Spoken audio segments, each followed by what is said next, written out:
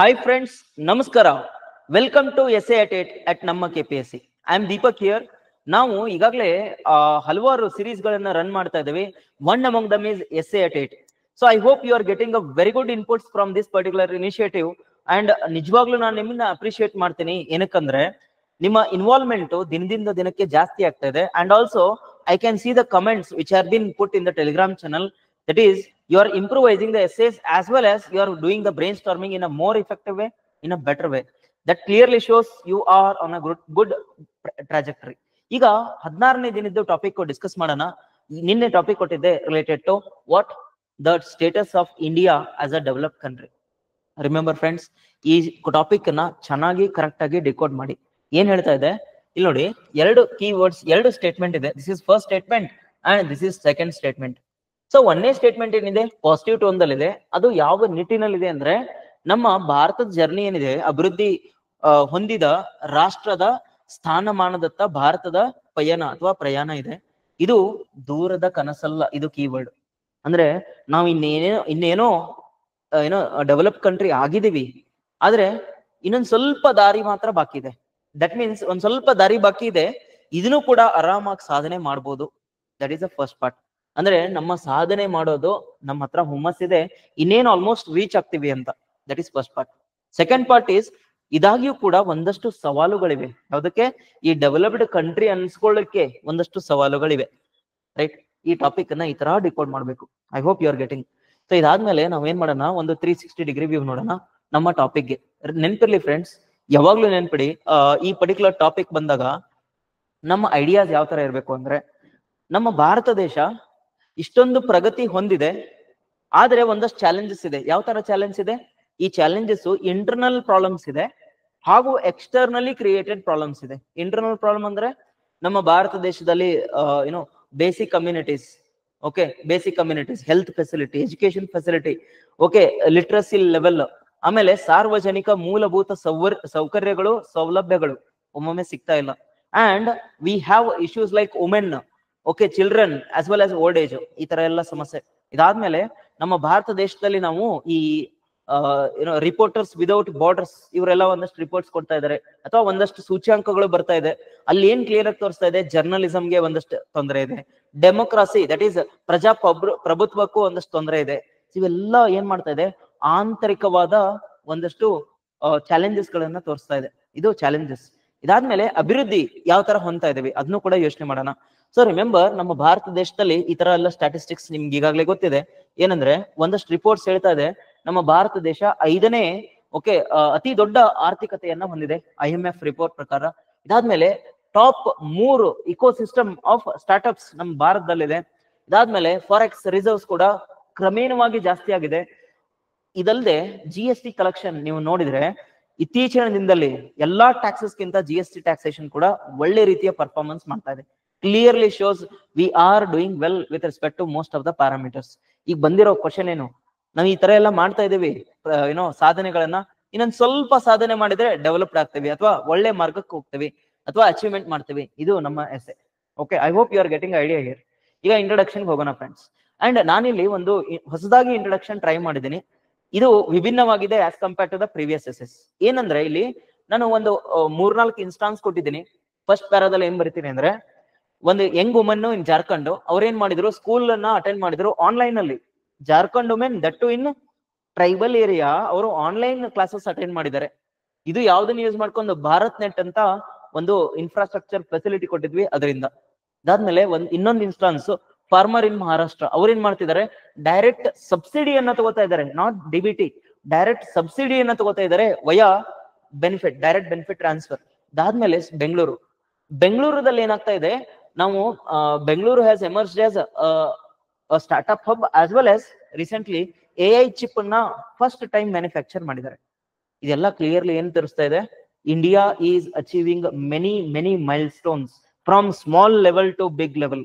ಇದು ಏನ್ ತೋರಿಸ್ತಾ ಇದೆ? ನಮ್ಮ ಭಾರತದ ಗ್ರೋತ್ ಟ್ರಾಜೆಕ್ಟರಿ ತುಂಬಾ ಒಳ್ಳೆ ರೀತಿಯಲ್ಲಿ ಹೋಗ್ತಾ ಇದೆ. ಇದು ಫಸ್ಟ್ 2 ಪ್ಯಾರಾ. ಇದಾದ್ಮೇಲೆ 3ನೇ ಪ್ಯಾರಾ ಬರೀತೀನಿ. ಇದರ ತದ್ ವಿರುದ್ಧವಾಗಿ ಒಂದಷ್ಟು ಏರಿಯಾಸ್ ಅಲ್ಲಿ ಅಥವಾ ಒಂದಷ್ಟು ಸನ್ನಿವೇಶಗಳನ್ನ ನೋಡ್ತಾ ಇದೀವಿ. ಇವು ಯಾವ ತರ ಇದೆ ಅಂದ್ರೆ, ನಮ್ಮ ಭಾರತವನ್ನ ಮತ್ತೆ ಕುಸಿತವನ್ನ ಉಂಟು ಮಾಡ್ತಾ ಇದೆ, ಅಥವಾ ನಮ್ಮ ಭಾರತ ಎಷ್ಟೊಂದು ಡೆವಲಪ್ ಆಗಿತ್ತಲ್ಲ, ಆ ಹೆಸರನ್ನ ನಾಶ ಮಾಡ್ತಾ ಇದೆ. ದಟ್ ಈಸ್ ಎಜುಕೇಶನ್ ಇರ್ಬೋದು, ಕ್ವಾಲಿಟಿ ಎಜುಕೇಶನ್ ಸಿಗ್ತಾ ಇಲ್ಲ. ಓಕೆ, ವುಮೆನ್ ಅಗೇನ್ಸ್ಟ್ ಇಶ್ಯೂಸ್ ಆಗ್ತಾ ಇದೆ, ಹಲವಾರು ರೀತಿಯ ಮೂಲಭೂತ ಸೌಕರ್ಯ ಸಿಗ್ತಾ ಇಲ್ಲ, ಅನ್ಎಂಪ್ಲಾಯ್ಮೆಂಟ್ ರೇಟ್ ಜಾಸ್ತಿ ಆಗ್ತಾ ಇದೆ, ಇನ್ಇಕ್ವಾಲಿಟಿ ರೇಟ್ ಕ್ರಮೇಣವಾಗಿ ಜಾಸ್ತಿ ಆಗ್ತಾ ಇದೆ. ಈ ಆಕ್ಸ್ಫ್ಯಾಮ್ ರಿಪೋರ್ಟ್, ಹಲವಾರು ರಿಪೋರ್ಟ್ಸ್ ಬಾರಿ ಬಾರಿ ಹೇಳ್ತಾ ಇವೆ, ಇವು ಭಾರತದಲ್ಲಿ ಹಲವಾರು ಆಂತರಿಕ ಸಮಸ್ಯೆಗಳಿವೆ. ಈ ತರ ಸಮಸ್ಯೆಗಳ ಬಗ್ಗೆ ಬರೀತೀವಿ. ಇದಾದ್ಮೇಲೆ 4ನೇ ಪ್ಯಾರಾ, ಇದು ಥೀಸಿಸ್ ಸ್ಟೇಟ್ಮೆಂಟ್ ಹಾಕ್ತೀನಿ. ಏನ್ ಹಾಕ್ತೀನಿ ಅಂದ್ರೆ ಥೀಸಿಸ್ ಸ್ಟೇಟ್ಮೆಂಟ್. ಇದನ್ನೆಲ್ಲ ನೋಡಿದಾಗ ಗೊತ್ತಾಗಿದ್ದೇನೆಂದ್ರೆ ಭಾರತ ಹಲವಾರು ಕ್ಷೇತ್ರದಲ್ಲಿ ಒಳ್ಳೆ ಸಾಧನೆ ಮಾಡಿದೆ. ಈ ಸಾಧನೆಯನ್ನ ನಾವು ಗಮನಿಸಿಕೊಂಡ್ರೆ ನಾವು achievement, that is developing country ಅನ್ನೋ ಸ್ಟೇಟಸ್ ಇಂದ ಡೆವಲಪ್ಡ್ ಕಂಟ್ರಿ ಸ್ಟೇಟಸ್ಗೆ ಆರಾಮಾಗಿ ಹೋಗ್ಬೋದು. ಆದರೆ ಒಂದಷ್ಟು ಕುಂದುಕೊರತೆ ಇವೆ, ಇವುಗಳನ್ನ ಸುಧಾರಣೆ ಮಾಡುವುದು ನಮ್ಮ ಮುಖ್ಯ ಗುರಿ ಆಗಿರಬೇಕು. ಇದು ಇಂಟ್ರೊಡಕ್ಷನ್. ಅದಾದ್ಮೇಲೆ ನಾನು ಮುಖ್ಯ ಭಾಗಕ್ಕೆ ಹೋಗೋಕಿನ ಮುಂಚೆ ಒಂದು ಜರ್ನಿ ಟ್ರೇಸ್ ಮಾಡ್ಬೋದು ಬೇಕಿದ್ರೆ. ಇಲ್ಲೇನ್ ಮಾಡ್ತೀನಿ ಅಂದ್ರೆ 1947 ಇಂದ ನಮ್ಮ ಭಾರತ ದೇಶ ಯಾವ ತರ ಸಂಕಷ್ಟದಲ್ಲಿ ಇತ್ತು, ಆ ಸಂಕಷ್ಟದಿಂದ ನಾವು ಹೆಂಗ್ ಹೊರಗೆ ಬಂದ್ವಿ. ಆ ಸಂಕಷ್ಟ ಅಂದ್ರೆ ಈ ನಾವು ಹಲವಾರು ರೀತಿಯ ಬ್ರಿಟಿಷ್ ಕಾಲದಲ್ಲಿ ಸಮಸ್ಯೆಗಳನ್ನ ಅನುಭವಿಸಿದ್ವಿ. ಲಿಟ್ರಸಿ ಇರ್ಬೋದು, ಅಥವಾ ಕೋಮವಾದ, ಉಗ್ರವಾದ, ಆಮೇಲೆ inequalities, religion related issues, even the migrations ಕೂಡ ಜಾಸ್ತಿ ಆಗ್ತಾ ಇತ್ತು. ಆ ತರ ಭಾರತದಿಂದ ಓಕೆ, ಇವನ್ 1960s ಅಲ್ಲಿ ಏನ್ ಮಾಡಿದ್ವಿ ನಾವು, ಹಲವಾರು ರೀತಿಯ ಊಟದ ವ್ಯವಸ್ಥೆ, ದಟ್ ಈಸ್ ಕುಡಿಯೋ ನೀರು, ಕ್ವಾಲಿಟಿ ನೀರಾಗಿರ್ಬೋದು, ಇವನ್ ಊಟದ ಕೂಡ ಸಮಸ್ಯೆಯನ್ನ ಅನುಭವಿಸಿದ್ವಿ.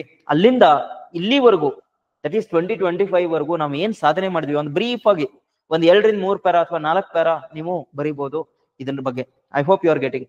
ಅದಾದ್ಮೇಲೆ ನಮ್ಮ ಭಾರತ ಸದ್ಯಕ್ಕೆ ಏನಾಗ್ತಾ ಇದೆ, ಪ್ರೋಗ್ರೆಸ್ ಗಳನ್ನ ಕಾಣ್ತಾ ಇದೆ. ಬಟ್ ಈ ಪ್ರೋಗ್ರೆಸ್ ಏನಾಗ್ತಾ ಇದೆ, ಒಂದಷ್ಟು ರೀಸನ್ಸ್ ಇಂದ ಇನ್ನೇನು ನಾವು ಸಕ್ಸಸ್ ಕಾಣ್ಬೇಕಂತಿದೀವಿ, ಒಂದ್ ಸ್ವಲ್ಪ ಅಡೆತಡೆಗಳಿವೆ ಅಂತ ನೀವು ಬರಿಬೇಕಾಗ್ತದೆ. Number 1 is economic growth. ನಿಮಗೆ ಈಗಾಗಲೇ ಗೊತ್ತಿದೆ ನಮ್ಮ GDP ಎಷ್ಟು ಗ್ರೋ ಆಗ್ತಾ ಇದೆ, 7.6% ಗ್ರೋ ಆಗಿದೆ. ಇದು ಕ್ಲಿಯರ್ಲಿ ಏನ್ ತೋರಿಸ್ತು, ಇಡೀ ದೇಶದಲ್ಲೇ, ಇಡೀ ಪ್ರಪಂಚದಲ್ಲೇ ಫಾಸ್ಟೆಸ್ಟ್ ಗ್ರೋಯಿಂಗ್ ಎಕನಾಮಿ. ಆದ್ರೆ ನಾವೇನ್ ಮಾಡ್ತಾ ಇದೀವಿ, ಒಂದಷ್ಟು ರೀಸನ್ ಅಲ್ಲಿ, ಒಂದಷ್ಟು ರೀಜನ್ಸ್ ಅಲ್ಲಿ ಇನ್ಇಕ್ವಾಲಿಟೀಸ್ ಗಳನ್ನ ನೋಡ್ತಾ ಇದ್ವಿ. ಇದರಿಂದ ಗೊತ್ತಾಗಿದ್ದೇನು, ನಾವು ಡೆವಲಪಿಂಗ್ ಕಂಟ್ರೀಸ್ ಇಂದ ಡೆವಲಪ್ ಕಂಟ್ರೀಸ್ ಕಡೆಗೆ ಹೋಗ್ತಾ ಇದೀವಿ. ನಮ್ಮ ಆರ್ಥಿಕತೆಯನ್ನು ಕೂಡ ಅದರ ನಿಟ್ಟಿನಲ್ಲಿ ಒಳ್ಳೆ ಮಾರ್ಗದಲ್ಲಿ ಹೋಗ್ತಾ ಇದೆ. ಆದರೆ ಒಂದಷ್ಟು ಆಂತರಿಕ ಸಮಸ್ಯೆಗಳು ಇದೆ, ಅದನ್ನ ಬರೀತೀರಿ. Then second one, digital transformation. ನಮ್ಮ ಭಾರತ್ ನೆಟ್ ಆಗಿರ್ಬೋದು, ಅಥವಾ ಡಿಜಿಟಲೀಕರಣದ ನಿಟ್ಟಿನಲ್ಲಿ ನಾವು UPI ಟ್ರಾನ್ಸಾಕ್ಷನ್ ಗಳನ್ನ ಜಾಸ್ತಿ ಮಾಡಿರ್ಬೋದು, ಭೀಮ್ ಆಗಿರ್ಬೋದು. ಇವು ಇದರ ಜೊತೆಗೆ ಏನ್ ಮಾಡ್ತಾ ಇದೀವಿ, ರೀಸೆಂಟ್ಲಿ ಗವರ್ನಮೆಂಟ್ ಅವರು ಕ್ವಾಲಿಟಿ ಎಜುಕೇಶನ್ ಕೊಡ್ಲಿಕ್ಕೆ ಟೀಚರ್ಸ್ಗೂ ಕೂಡ ಟ್ರೈನ್ ಮಾಡ್ತಾ ಇದ್ರಿ. ಒಂದು ದೀಕ್ಷಾ ಆಪ್ ಅಂತ ಇದೆ, ಅಥವಾ ಆನ್ಲೈನ್ ಪೋರ್ಟಲ್ ಅಂತ ಇದೆ, ಮೂಕ್ ಅಂತ, MOOC ಮೂಕ್ ಅಂತ ಇದೆ. ಸೊ ಹಲವಾರು ರೀತಿಯಲ್ಲಿ ನಾವು ಏನ್ ಮಾಡ್ತೀವಿ, ಡಿಜಿಟಲೈಸೇಷನ್ ಮಾಡ್ತಾ ಇದೀವಿ. ಬರೀ ಡಿಜಿಟಲೈಸೇಷನ್ ಕಲ್ಸೋಕಷ್ಟೇ ಅಲ್ಲ, ಈವನ್ ಜನರಿಗೂ ಕೂಡ ಸರ್ವಿಸಸ್ ಕೊಡೋಕೆ. ಫಾರ್ ಎಕ್ಸಾಂಪಲ್ ಕರ್ನಾಟಕದಲ್ಲಿ ಭೂಮಿ ಅಂತ ಇದೆ, ರೈಟ್? ಇದನ್ನೆಲ್ಲ ನೋಡಿದ್ರೆ ಏನಾಗ್ತಾ ಇದೆ, ಡಿಜಿಟಲೀಕರಣ ಜಾಸ್ತಿ ಆಗ್ತಾ ಇದೆ. ಇದರಿಂದ ಹಲವಾರು ರೀತಿಯ ಸಮಸ್ಯೆಗಳನ್ನ ಬಗೆಹರಿಸ್ತಾ ಇದೀವಿ. ಬಟ್ ಅದಾದ್ಮೇಲೆ ಇನ್ನೊಂದು ಸಣ್ಣ ಪ್ಯಾರಾ ಬರೀತೀರಿ. ಆದರೆ ನಮ್ಮ ಭಾರತದಲ್ಲಿ ಒಂದಷ್ಟು ಆಂತರಿಕ ಸಮಸ್ಯೆ ಇದೆ. ಈ ಡಿಜಿಟಲ್ ಡಿವೈಡ್ ಅನ್ನೋದು ಇನ್ನೂ ಕೂಡ ನಾವು ನೋಡ್ತಾ ಇದೀವಿ, especially in the rural areas. ಅದನ್ನ ಬರೆದ್ರೆ ಮಾತ್ರ ಫ್ರೆಂಡ್ಸ್ ಈ ಪರ್ಟಿಕ್ಯುಲರ್ ಟಾಪಿಕ್ ಲಿಂಕ್ ಮಾಡ್ದಂಗ ಆಗ್ತದೆ, ಇಲ್ಲಾಂದ್ರೆ ಆಗೋದಿಲ್ಲ. ಓಕೆನಾ? ಸೊ ಇದೇ ರೀತಿ 3ನೇ ಐಡಿಯಾ ಹೋಗೋಣ, ಸ್ಪೇಸ್ ಮತ್ತು ಡಿಫೆನ್ಸ್. ಸ್ಪೇಸ್ ಮತ್ತು ಡಿಫೆನ್ಸ್ ಸೆಕ್ಟರ್ ನೋಡಿದ್ರೆ ನಾವು ಹಲವಾರು ಅಚೀವ್ಮೆಂಟ್ ಮಾಡಿದ್ವಿ. ಚಂದ್ರಯಾನ್ ಇರ್ಬೋದು, ಗಗನಯಾನ್ ಇರ್ಬೋದು. ರೀಸೆಂಟ್ಲಿ ನಾವು ಇವನ್ ಸೂರ್ಯಯಾನ್ ಅನ್ನು ಪ್ಲಾನ್ ಮಾಡ್ತಾ ಇದ್ವಿ. ಇದನ್ನೆಲ್ಲ ಏನ್ ತೋರಿಸ್ತಾ ಇದೆ, ನಮ್ಮ ಅಚೀವ್ಮೆಂಟ್ಸ್ ಸ್ಪೇಸ್ ರಿಲೇಟೆಡ್, ಇವನ್ ಡಿಫೆನ್ಸ್ ರಿಲೇಟೆಡ್ ಒಳ್ಳೆ ನಿಟ್ಟಿನಲ್ಲಿ ಹೋಗ್ತಾ ಇದೆ. ಇದರ ಪೂರಕವಾಗಿ ಇವನ್ we are focusing on make in India defence manufacturing ಕೂಡ ಮಾಡ್ತಾ ಇದ್ದೇವೆ. ಇಲ್ಲಿ ಗೊತ್ತಾಗಿದ್ದೇನೆಂದ್ರೆ ನಮ್ಮ ಟ್ರಾಜೆಕ್ಟರಿ ತುಂಬಾ ಚೆನ್ನಾಗಿದೆ. ಆದರೆ ಈ ಸ್ಪೇಸ್ ರಿಲೇಟೆಡ್, ಸ್ಪೇಸ್ ಇಶ್ಯೂಸ್ ಗಳನ್ನ ನೋಡ್ತಾ ಇದೀವಿ, ರೈಟ್? ಸ್ಪೇಸ್ ಡಿಪ್ಲೊಮಸಿ ಒಂದಷ್ಟು ಕುಂದು ಕೊರತೆ ಇದೆ. ಇದಲ್ಲದೆ ನಾವು ನಮ್ಮ ಭಾರತದಲ್ಲಿ ಮೇಕ್ ಇನ್ ಇಂಡಿಯಾ ಅಂತ ಮಾಡ್ತಾ ಇದೀವಿ. ಈ HAL ನವರು ಮಾಡಿದಂತಹ ಒಂದಷ್ಟು ವಿಮಾನಗಳು ಒಂದಷ್ಟು ಸಮಸ್ಯೆಯನ್ನ ಅನುಭವಿಸ್ತಾ ಇದೆ. ಇದನ್ನ ಡಿಪಿಕ್ಟ್ ಮಾಡ್ತದೆ. ಅಚೀವ್ಮೆಂಟ್ ಏನೋ ಚೆನ್ನಾಗಿ ಮಾಡ್ತಾ ಇದೀವಿ, ಇನ್ನೊಂದ್ ಸ್ವಲ್ಪ ಕ್ವಾಲಿಟಿಯಾಗಿ ಇನ್ಪುಟ್ಸ್ ಕೊಟ್ರೆ ಇನ್ನ ಚೆನ್ನಾಗಿ ಮಾಡ್ಬೋದು. ಈ ತರ ಬರೀಬೇಕು. ದೆನ್ ಸೋಷಿಯಲ್ ಸ್ಕೀಮ್ಸ್, ಅಥವಾ ಯಾವುದೇ ಒಂದು ಸಾಮಾಜಿಕ ಯೋಜನೆಗಳು. ನಮ್ಮ ದೇಶದಲ್ಲಿ ನೀವು ಗಮನಿಸಿದ್ರೆ ಎಲ್ಲಾ ಸೆಕ್ಟರ್ಗೂ, ಎಲ್ಲಾ ಜನರಿಗೂ ಕೂಡ ನಾವ್ ಏನ್ ಮಾಡ್ತಾ ಇದೀವಿ, ಹೊಸದಾಗಿ ವಿಭಿನ್ನವಾಗಿ ಒಳ್ಳೆ ರೀತಿಯಲ್ಲಿ ಏನ್ ಮಾಡ್ತಾ ಇದೀವಿ, ಸ್ಕೀಮ್ ಗಳನ್ನ ತಗೊಂಡ್ಬರ್ತಾ ಇದೀವಿ. ಈ ಸ್ಕೀಮ್ಗಳು ಏನ್ ಮಾರ್ಗಸೂಚಿಯನ್ನ ಒಳಗೊಂಡಿದ್ದಿದೆ, ಇದು ಸಂವಿಧಾನದ ಮೌಲ್ಯಗಳನ್ನ ಯೂಸ್ ಮಾಡ್ಕೊಂಡು ಮಾಡಿದಂತ policies. Always government focus on development of people. ಅದು ಇನೋವೇಟಿವ್ ವೇದಲ್ಲಿ ಸ್ಕೀಮ್ ಗಳನ್ನ ಮಾಡ್ತಾ ಇದ್ದಾರೆ.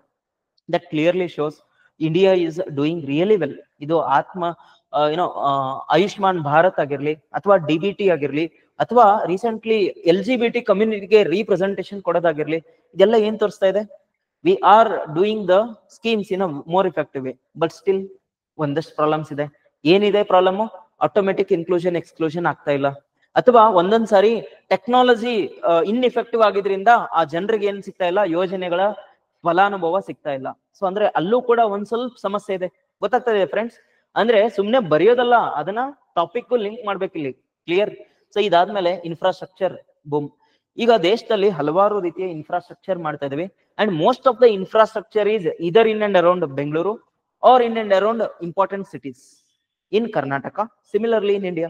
ಅಂದ್ರೆ ಅದ್ ಏನ್ ತೋರಿಸ್ತಾ ಇದೆ? ಇನ್ಫ್ರಾಸ್ಟ್ರಕ್ಚರ್ ಕೂಡ ಚೆನ್ನಾಗ್ ಆಗ್ತಾ ಇದೆ, ಬಟ್ ಸ್ಟಿಲ್ ಒಂದಷ್ಟು ಏರಿಯಾಸ್ಗೆ ಸೀಮಿತವಾಗಿದೆ. ಸೊ ಈ ತರ ಬರೀಬೇಕು. That means rural urban divide ಜಾಸ್ತಿ ಆಗ್ತಾ ಇದೆ. ಗೊತ್ತಾಯ್ತಾ ಫ್ರೆಂಡ್ಸ್? ಇದಾದ್ಮೇಲೆ ನೆಕ್ಸ್ಟ್ ಚಾಲೆಂಜಸ್ ಏನಂದ್ರೆ, ನಮ್ಗೆ ಇನ್ನ ಒಂದಷ್ಟು ಚಾಲೆಂಜಸ್ ಇದೆ, ಅದರಿಂದನೂ ಡಿಲೇ ಆಗ್ತಾ ಇದೆ ಅಂತ ಬರೀತೀನಿ. ಮೊದಲು ಏನ್ ಬರ್ದೆ? ಪ್ರೋಗ್ರೆಸ್ ಮಾಡ್ತಾ ಇದೀವಿ, ಬಟ್ ಅಲ್ಲೂ ಕೂಡ ಒಂದಷ್ಟು ಡಿಲೇಸ್ ಇದೆ. ಇಲ್ಲೇನ್ ಮಾಡಿದೆ? ಚಾಲೆಂಜಸ್ ಇದೆ, ಇಲ್ಲೂ ಕೂಡ ಡಿಲೇ ಇದೆ. ಇಲ್ಲಿ ಡಿಲೇ ಏನಿದೆ? ಎಕನಾಮಿಕ್ ಬ್ಯಾರಿಯರ್, ಅಂದ್ರೆ ಆರ್ಥಿಕ ಅಡೆತಡೆಗಳು. ಈಗ ನೋಡಿ, ನಮ್ಮ ಭಾರತದಲ್ಲಿ ಅನ್ಎಂಪ್ಲಾಯ್ಮೆಂಟ್ ಇದೆ, ಇದ್ರ ಜೊತೆಗೆ ಇನ್ಫಾರ್ಮಲ್ ಸೆಕ್ಟರ್ ಇದೆ. ಈಗ ಅನೌಪಚಾರಿಕ ವಲಯ ಇದ್ರೆ ಲೇಬರ್ ಕೋಡ್ ಗಳನ್ನ ಅಪ್ಲೈ ಮಾಡ್ಕೊಲಿಕ್ಕೆ ಆಗುತ್ತಾ? ಆಗೋದಿಲ್ಲ. You take example of Swiggy, Zomato workers.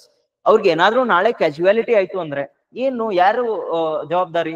Right? ಅಲ್ಲಿ PF ಇಲ್ಲ, ಅಲ್ಲಿ ವರ್ಕಿಂಗ್ ಅವರ್ಸ್ ಕರೆಕ್ಟ್ ಆಗಿಲ್ಲ. ಇದರಿಂದ ನಾವು 3ನೇ ಟಾಪಿಕ್ ಎಸ್ಎದಲ್ಲಿ ಡಿಸ್ಕಸ್ ಮಾಡಿದ್ವಿ, ಗಿಗ್ ಎಕನಾಮಿ ಅಂತ.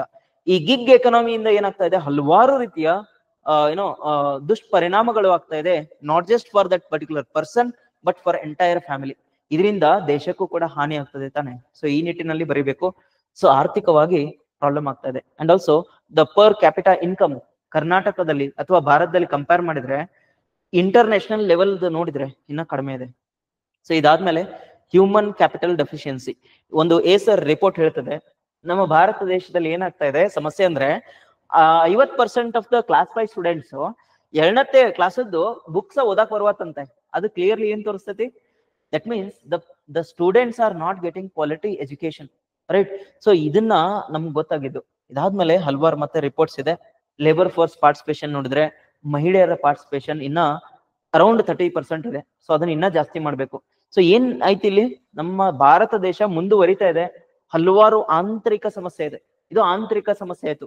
Even you can link with external problems like pollutions ಜಾಸ್ತಿ ಆಗ್ತಾ ಇದೆ, ಎನ್ವಿರಾನ್ಮೆಂಟಲ್ ಇಶ್ಯೂಸ್ ಜಾಸ್ತಿ ಆಗ್ತಾ ಇದೆ.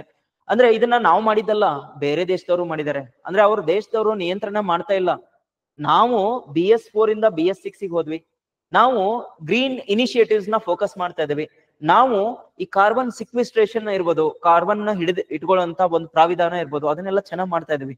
ಬಟ್ ಬೇರೆ ದೇಶದವರು, ಎಸ್ಪೆಷಲಿ ಡೆವಲಪ್ಡ್ ಕಂಟ್ರೀಸ್ ಅಂತ ಹೇಳ್ತೀವಿ, ಯುನೈಟೆಡ್ ನೇಷನ್ ಆಫ್ ಅಮೆರಿಕಾ, ಈ ತರ ಎಲ್ಲ ಏನ್ ಮಾಡ್ತಾ ಇದಾರೆ? ಈ ಪ್ಯಾರಿಸ್ ಅಗ್ರಿಮೆಂಟ್ ಇಂದ ಹೊರಗೆ ಹೋಗ್ತಾರೆ. ಅವ್ರು ಏನ್ ಸಮರ್ಥನೆ ಮಾಡ್ತಾ ಇದಾರೆ? ಡೆವಲಪ್ಮೆಂಟೇ ಮುಖ್ಯ, ಈ ಕ್ಲೈಮೇಟ್ ಚೇಂಜ್ ಅನ್ನೋದು ಆಗ್ತಾನೆ ಇಲ್ಲ ಅಂತ ಡೊನಾಲ್ಡ್ ಟ್ರಂಪ್ ಹೇಳ್ತಾರೆ. ಸೊ ಇದರಿಂದ ಏನಾಗ್ತಾ ಇದೆ? ನಾವು ಹಲವಾರು ರೀತಿಯ ಎಕ್ಸ್ಟರ್ನಲ್ ಪ್ರಾಬ್ಲಮ್ಸ್ ಗಳನ್ನ ಕೂಡ ಫೇಸ್ ಮಾಡ್ತಾ ಇದೀವಿ. ಅಂಡ್ ಇದಲ್ಲದೆ ಒಂದಷ್ಟು ಗವರ್ನೆನ್ಸ್ ಇಶ್ಯೂಸ್ ಇದಾವೆ. Corruption, okay, even not just in government but also in judiciary. ಇದೆಲ್ಲ ಏನ್ ಡಿಪೆಕ್ಟ್ ಮಾಡ್ತದೆ ನಮ್ಗೆ? ನಮ್ಮ ಭಾರತದಲ್ಲಿ ಓಕೆ, ನಮ್ಗೆ ಏನಾದ್ರೂ ಭ್ರಷ್ಟಾಚಾರನ ತೆಗಿಬೇಕಂದ್ರೆ ಹಲವಾರು ರೀತಿಯ ಗವರ್ನೆನ್ಸ್ ಇನಿಷಿಯೇಟಿವ್ಸ್ ತಗೋಬೇಕಾಗ್ತದೆ. ಅಂದ್ರೆ ಇದೆಲ್ಲ ಇಶ್ಯೂಸ್. ಇದಲ್ಲದೆ ಮತ್ತೆ region as well as social inequalities ಗಳನ್ನ ಕೂಡ ನೋಡ್ತಾ ಇದ್ವಿ. ಇವನ್ನೆಲ್ಲ ಬರೀಬಹುದು. ಓಕೆನಾ? ಸೊ ಇಲ್ಲಿವರೆಗೂ ಏನ್ ಪ್ರೂವ್ ಮಾಡಿದ್ವಿ? ಚಾಲೆಂಜಸ್ ಇದೆ, ಇದರಿಂದ ನಮ್ಮ ಭಾರತ ಅಭಿವೃದ್ಧಿ ಹೊಂದ್ತಾ ಇಲ್ಲ. ಅದಾದ್ಮೇಲೆ this is the third part of the essay. ಏನಂದ್ರೆ, ಇದು ಚಾಲೆಂಜಸ್ ಎಲ್ಲ ಆಯ್ತು, ನಮ್ಮ ಭಾರತದಲ್ಲಿ ಹಲವಾರು ವಿಭಿನ್ನವಾದ ಯುನೀಕ್ ಪೊಟೆನ್ಶಿಯಲ್ಸ್ ಇದೆ. ಇದರಿಂದ ನಾವು ಅಗೇನ್ ಭಾರತದ ಆರ್ಥಿಕತೆಯನ್ನ, ಸಾಮಾಜಿಕ ಪಾತ್ರವನ್ನ ಜಾಸ್ತಿ ಮಾಡ್ಕೋಬಹುದು ಅಥವಾ ಪೊಟೆನ್ಶಿಯಲ್ ಜಾಸ್ತಿ ಮಾಡ್ಕೋಬಹುದು ಅಂತ ಬರೀಬಹುದು. ಒಂದೇನಂದ್ರೆ ಡೆಮೋಗ್ರಾಫಿಕ್ ಡಿವಿಡೆಂಡ್. ಈಗಾಗಲೇ ಗೊತ್ತಿದೆ ನಿಮ್ಗೆ, ಜನಸಂಖ್ಯಾ ಲಾಭಾಂಶ 35 ವರ್ಷದ್ದು ಅವರೇಜ್ ನೀವು ಕಂಪೇರ್ ಮಾಡಿದ್ರೆ ಏಜ್ 35 ವರ್ಷನವ್ರು ಜಾಸ್ತಿ ಇದಾರೆ ಭಾರತದಲ್ಲಿ because of demographic dividend. Right? ಇದನ್ನ ನಾವು ಚೆನ್ನಾಗಿ ಯೂಸ್ ಮಾಡ್ಕೋಬೇಕು.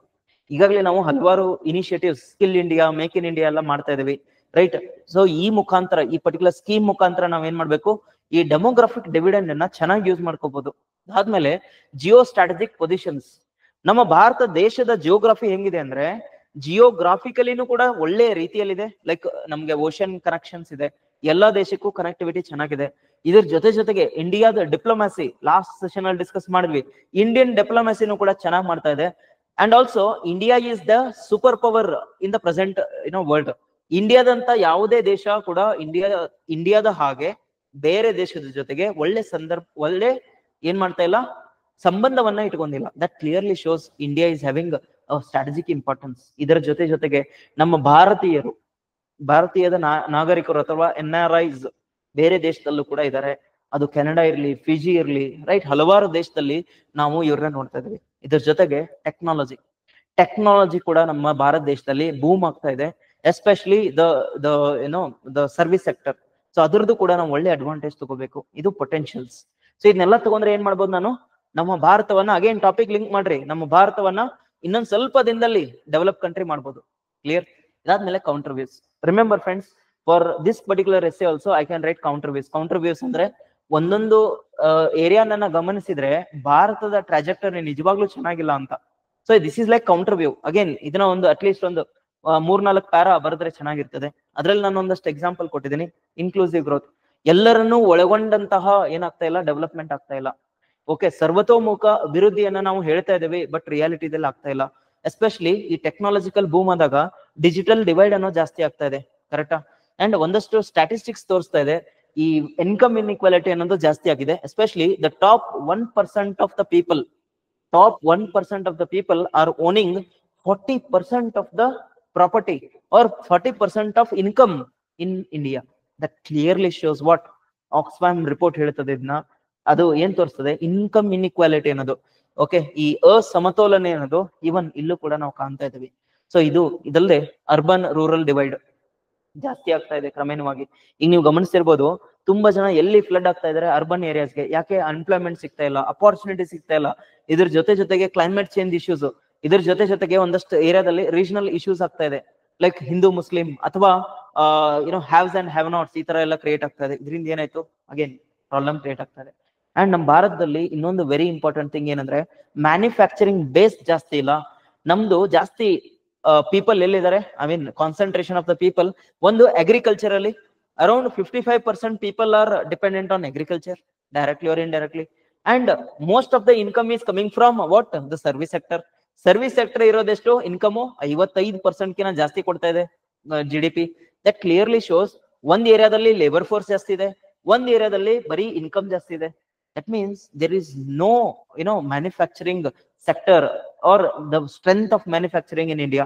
ಸೊ ಅದಕ್ಕೋಸ್ಕರ ನಾನು ಏನ್ ಮಾಡ್ತಾ ಇದ್ದೀನಿ, ಈ ಹಲವಾರು ರಿಫಾರ್ಮ್ಸ್ ಗಳ ಹೋಗ್ಬೇಕು. This is like a way forward. So remember, way forward ಅಂತ ಬಂದಾಗ ನೀವು any kind of way forward, ಇದು open ended topic. But remember, ಯಾವಾಗ್ಲೂ ವೇ ಫಾರ್ವರ್ಡ್ ಕೊಡುವಾಗ ಮತ್ತೆ ಐಡಿಯಾ ಕೀ ವರ್ಡ್ ಲಿಂಕ್ ಮಾಡಿ.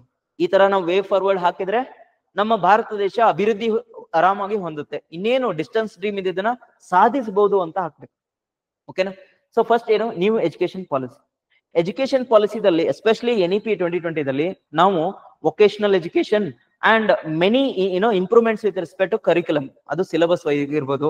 ಓಕೆ, ಹಲವಾರು ರೀತಿಯ ಸಮಸ್ಯೆಗಳಿಗೆ ಪರಿಹಾರ ಕೊಟ್ಟಿದ್ದೀವಿ. ಇದನ್ನ ಮಾಡಿದ್ರೆ ಏನಾಗುತ್ತೆ, ನಾವು ಬರೀ ಕಲಿಕೆ ಅಷ್ಟೇ ಅಲ್ಲ, ಸರ್ವತೋಮುಖ ಇಂಟೆಲೆಕ್ಚುಯಲ್ ಸ್ಕಿಲ್ಸ್ ಅನ್ನ ಕೊಡಬಹುದು. ಇದರಿಂದ ಭಾರತ ದೇಶ ಅಭಿವೃದ್ಧಿಯನ್ನ ಹೊಂದದೆ. ಈ ತರ ಬರೀಬೇಕು. ಅದಾದ್ಮೇಲೆ PLI ಸ್ಕೀಮ್, ಮ್ಯಾನುಫ್ಯಾಕ್ಚರಿಂಗ್ ರಿಲೇಟೆಡ್ ಇದೆ. ಇದು PLI ಸ್ಕೀಮ್ ಇಂದ ಏನ್ ಮಾಡ್ಬೋದು, ನಾವು ಹಲವಾರು ಯೋಜನೆಗಳನ್ನ ಕಾರ್ಯರೂಪಕ್ಕೆ ತಗೊಂಡ್ಬರ್ಬೋದು. ಮ್ಯಾನುಫ್ಯಾಕ್ಚರಿಂಗ್ ಅನ್ನ ಜಾಸ್ತಿ ಮಾಡ್ಬೋದು, ಮೇಕ್ ಇನ್ ಇಂಡಿಯಾನ ಜಾಸ್ತಿ ಮಾಡ್ಬೋದು. ಇದನ್ನೆಲ್ಲ ಮಾಡಿದ್ರೆ ಏನಾಗುತ್ತೆ, ಏನ್ ಸಮಸ್ಯೆ ಐತಲ್ಲ, ಇನ್ಇಕ್ವಾಲಿಟಿ, ಅನ್ಎಂಪ್ಲಾಯ್ಮೆಂಟ್, ಇವನ್ನೆಲ್ಲ ನಾವು ಸಾಲ್ವ್ ಮಾಡ್ಬೋದು. ಮೇಕ್ ಇನ್ ಇಂಡಿಯಾ ಕೂಡ ಮಾಡ್ಬೋದು. ಇದರಿಂದ ನಮ್ಮ ಭಾರತ ದೇಶ ಅಭಿವೃದ್ಧಿಯನ್ನ ಆರಾಮಾಗಿ ಹೊಂದುತ್ತೆ. ಮತ್ತೆ ಅದನ್ನೇ ಬರಿಬೇಕು, right? Then skill India mission ಗಳನ್ನ ಮಾಡ್ತಾ ಇದೀವಿ. ಇದೇ ತರ ನಾನು ಹಲವಾರು ಇನಿಷಿಯೇಟಿವ್ಸ್ ಬರ್ದಿದ್ದೀನಿ. Judicial reform, police reform, federal cooperation, ಈ ತರ ಎಲ್ಲ ಮಾಡಿದ್ರೆ ಏನಾಗ್ತದೆ, ನಾವು ಒಳ್ಳೆ ಸರ್ವತೋಮುಖ ಬೆಳವಣಿಗೆಯನ್ನ ಮಾಡ್ಬೋದು. And the last leg of this essay is the conclusion part. And I hope you know what is to be written in the essay, and I want you to write in the comment section. ಈ ಎಸ್ಸೆಗೆ ನನ್ನ conclusion just ಏನ್ ಹೇಳ್ಬೋದು ಅಂದ್ರೆ, ಒಂದಷ್ಟು key words use ಮಾಡಿ realistic ಆಗಿ ಬರೀರಿ. ನಮ್ಮ ಭಾರತ ದೇಶದ ಅಭಿವೃದ್ಧಿ ಚೆನ್ನಾಗಿದೆ, ಇನ್ನೇ ಚೆನ್ನಾಗಿ ಮಾಡ್ಬೋದು. ಇದು ನಾನು ಕನ್ಕ್ಲೂಷನ್ ಬರ್ದೆ. But I want you to write the conclusion in the comment session. Try to write what can be the conclusion for this essay. I really appreciate if you do this for this particular essay. ಅದು ನೀವ್ ಏನಾದ್ರು ಬರೆದ್ರೆ ಅವಾಗ ನನಗೆ ನಿಜವಾಗ್ಲೂ ಅನಿಸ್ತದೆ ನಾನು effort ಹಾಕಿದ್ದು ಕೂಡ ನಿಮ್ಗೆ ರೀಚ್ ಆಗ್ತಾ ಇದೆ ಅಂತ. So let us see who will be able to do this. ನಮ್ಮ ಕನ್ಕ್ಲೂಷನ್ ಯಾವಾಗ್ಲೂ ಪಾಸಿಟಿವ್ ಟೋನ್ ಅಲ್ಲಿ ಎಂಡ್ ಆಗ್ಬೇಕಾಯ್ತಾ. ಸೊ ಇದಾದ್ಮೇಲೆ ನೆಕ್ಸ್ಟ್ ಟಾಪಿಕ್ ನಾಳೆದು. This is the next topic. Remember friends, tomorrow's topic is again very important topic. Western Ghats related ಇದೆ. Western ಘಾಟ್ಸ್ಗೆ government of ಇಂಡಿಯಾದವರು ಒಂದು ಹೊಸ ನೀತಿಯನ್ನ ತಗೊಂಡ್ಬರ್ತಾ ಇದ್ದಾರೆ. ಇಕೋ ಸೆನ್ಸಿಟಿವ್ ಝೋನ್ ಅಂತ ಮಾಡ್ತಾ ಇದ್ದಾರೆ. ರಿಮೆಂಬರ್, ಈ ಇಕೋ ಸೆನ್ಸಿಟಿವ್ ಝೋನ್ ಅಂತ ಬಂದ್ರೆ ನಮ್ಮ ಕರ್ನಾಟಕಕ್ಕೂ ಒಮ್ಮೊಮ್ಮೆ ಒಳ್ಳೇದಾಗುತ್ತೆ, ಕೆಟ್ಟದ್ದು ಆಗುತ್ತೆ. ಸೊ ಈ ನಿಟ್ಟಿನಲ್ಲಿ ನಮ್ಮ ಟಾಪಿಕ್ ಕೊಟ್ಟಿರೋದು. This topic can be asked in both India, that is part A, or Karnataka in the part B. So please do the brainstorming for this. We'll meet in the next session. Thank you so much and all the very best. Do well.